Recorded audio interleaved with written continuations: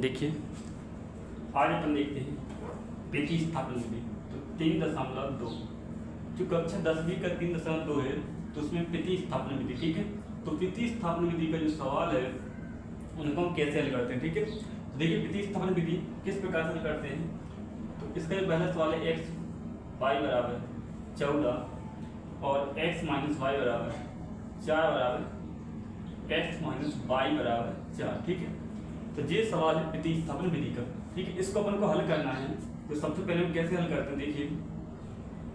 तो प्रतिस्थापन विधि ये कक्षा 10वीं क्लास में हर एग्जाम में मतलब हर बार एग्जाम में आता है, ठीक है।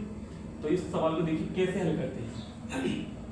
प्रतिस्थापन में क्या करेंगे, x प्लस वाई बराबर 14, इसे समीकरण 1 मान लेंगे। x के y बराबर समीकरण नंबर इसको 2 मान लेंगे, ठीक है। सबसे पहले हम क्या लिखेंगे, समीकरण नंबर 1 से, ठीक है। तो हम कौन सा लेंगे, समीकरण नंबर 1, ठीक है। समीकरण नंबर 1 क्या है, x प्लस के y बराबर 14। तो x बराबर 14, इस y को हम क्या कर देंगे, पक्षांतर। तो y माइनस की 14 माइनस की क्या हो जाएगा, y। x बराबर क्या होगा, 14 माइनस की y। इसको हम क्या मान लेंगे, समीकरण नंबर 3। y का क्या हो गया, पक्षांतर, ठीक है। तो यहाँ पे हम क्या लिखेंगे, पक्षांतर। अब क्या होगा, x की वैल्यू निकालेंगे 14 ऋण की y। हम इससे x का मान समीकरण नंबर 2 में रखने पर, x का मान है कहाँ रखें, समीकरण नंबर 2 में। तो सबसे पहले हम समीकरण 2 उतारेंगे, x माइनस वाई बराबर 4, ठीक है।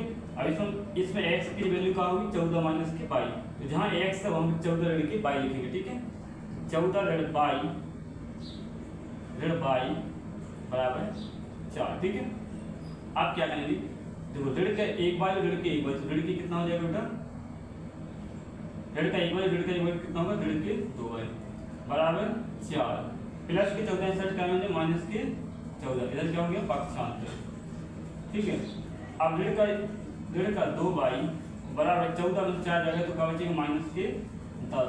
और माइनस के 10 क्यों, क्योंकि ये ऋण की संख्या बड़ी है, माइनस तो माइनस कट गया तो क्या होगा, देखना 2y बराबर 10। तो y बराबर क्या होगा, 10/2, 2 5 से 10, तो y बराबर कितना हो गया, 5, ठीक है। इस प्रकार से y का मान निकालेंगे।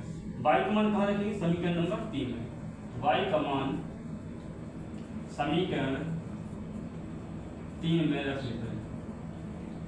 अब समीकरण 3 क्या था अपना, x बराबर 14 ऋण के y, ठीक।